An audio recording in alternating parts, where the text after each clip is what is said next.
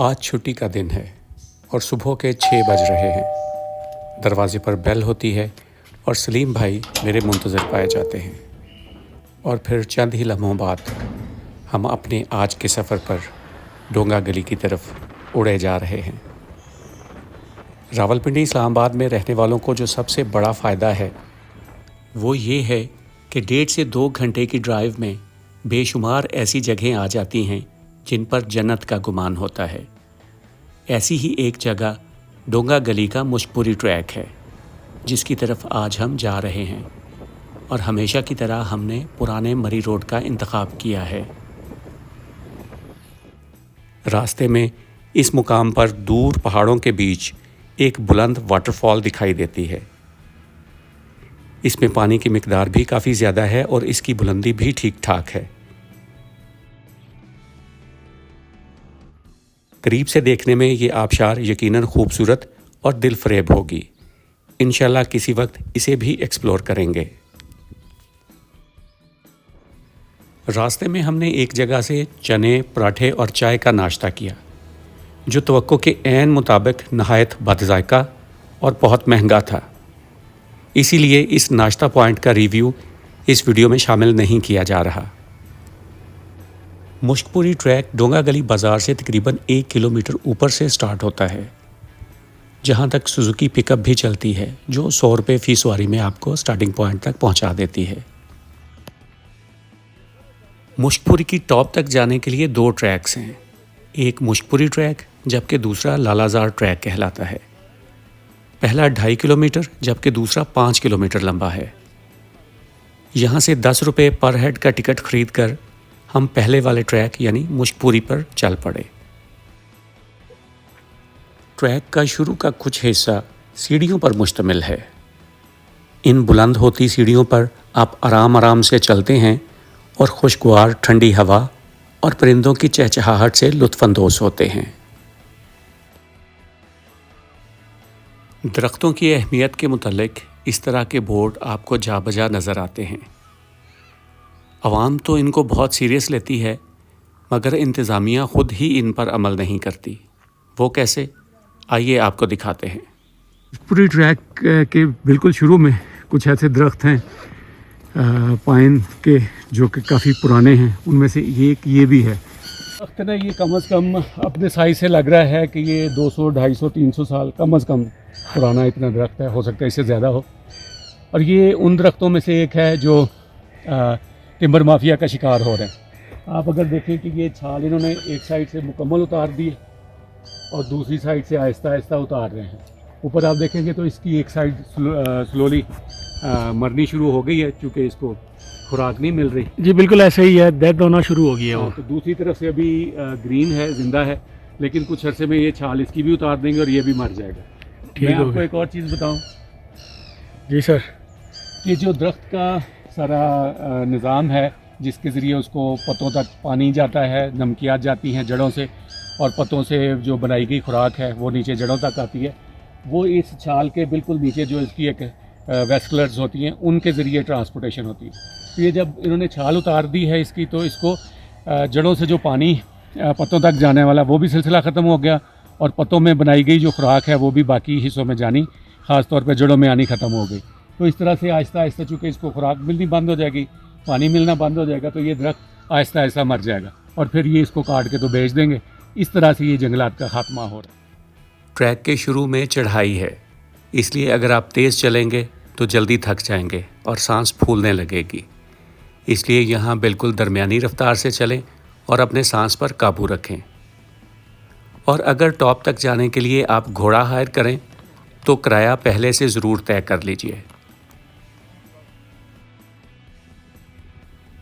Track का काफ़ी हिस्सा इस तरह के घने जंगल पर मुश्तमिल है और यही इसकी खूबसूरती है। इसलिए इस जंगल की हिफाजत बहुत ज़रूरी है। पूरे ट्रैक में पानी का कोई चश्मा नहीं है जहाँ से आप पानी ले सकें या पानी पी सकें, इसलिए पानी और स्नैक्स अपने साथ लेकर आएं। अलबत्ता कुछ मुकामी अफराद पानी, कोल्ड ड्रिंक्स और बिस्किट्स वगैरह यहाँ बेच रहे होते हैं जिनसे आप लोग ये चीज़ें ख़रीद सकते हैं।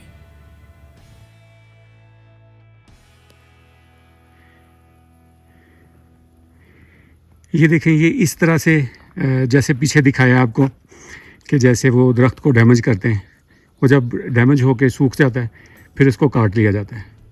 ये दरख्त भी इसी तरह से काटा गया जो रास्ते में हमें नज़र आ रहा है। अब हम इस ट्रैक की आखिरी और मुश्किल चढ़ाई के करीब पहुंच चुके हैं और ऊपर एक मोड़ से हमें ना सिर्फ वादी कश्मीर के पहाड़ नज़र आते हैं बल्कि दरियाए नीलम भी नज़र आता है।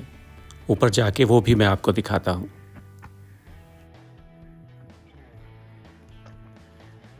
रास्ते में इस जगह से हमें दरिया नीलम भी नज़र आता है। ये मैं अभी आपको जूम करके दिखाता हूँ। ये देखें, ये दरिया नीलम आपको नज़र आ रहा है और ये थोड़ा सा इधर भी नज़र आएगा आपको।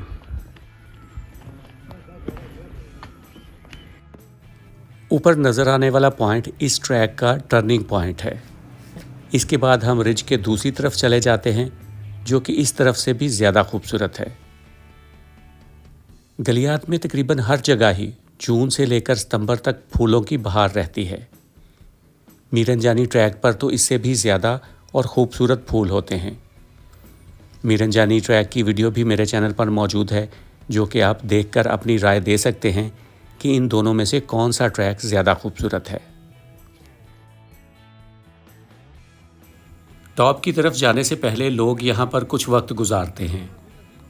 वो रिलैक्स करते हैं, तस्वीरें बनाते हैं, बच्चे भाग दौड़ करते हैं और फूलों के साथ खेलते हैं।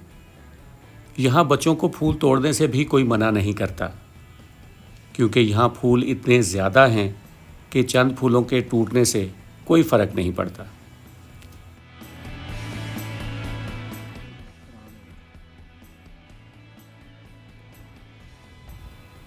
यहाँ इंसानों की फैमिलीज़ के अलावा हमें ये बंदर फैमिली भी नज़र आई। ये बंदर फैमिली खाने की तलाश में डस्टबिन खंगाल रही है और इसी चक्कर में सारा कचरा इधर उधर फैला रही है।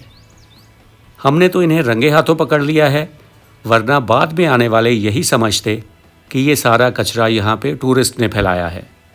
हालांकि हमने देखा कि यहाँ आने वाले अक्सर लोग सफाई के मामले में बहुत अच्छे हैं और कचरा डस्टबिन में ही डालते हैं।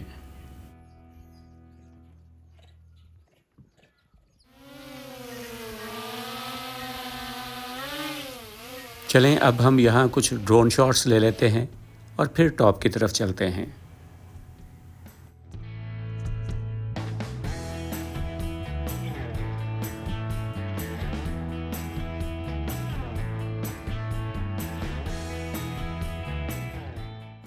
मुश्कपुरी टॉप यहाँ से कुछ ज़्यादा दूर नहीं, हम 10 से 15 मिनट में बहुत आराम से टॉप तक पहुँच जाएंगे।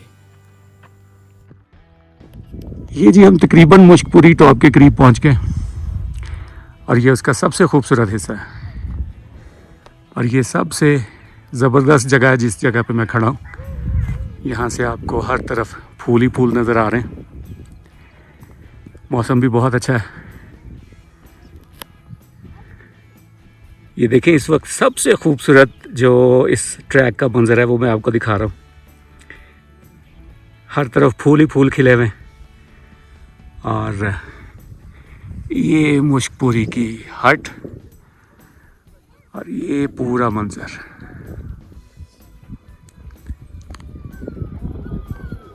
इस वक्त यहाँ मुश्कपुरी में बहुत ठंडी हवा चल रही है। जब सुबह इस्लामाबाद से हम निकले तो बेतहाशा गर्मी थी और इस्लामाबाद में आज का टेम्परेचर कम से कम 43-44 तक जाएगा। और माशाल्लाह इस जगह पे आप देखें, खुदा की कुदरत है कि यहाँ इतनी ठंडी हवा है कि मुझे थोड़ी देर में जैकेट पहननी पड़ेगी।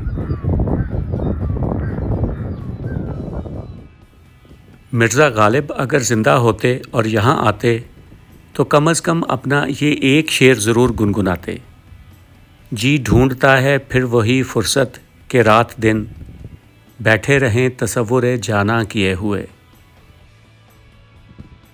वीडियो देखने का बहुत शुक्रिया। अपना ख्याल रखिए। अल्लाह हाफ़िज़।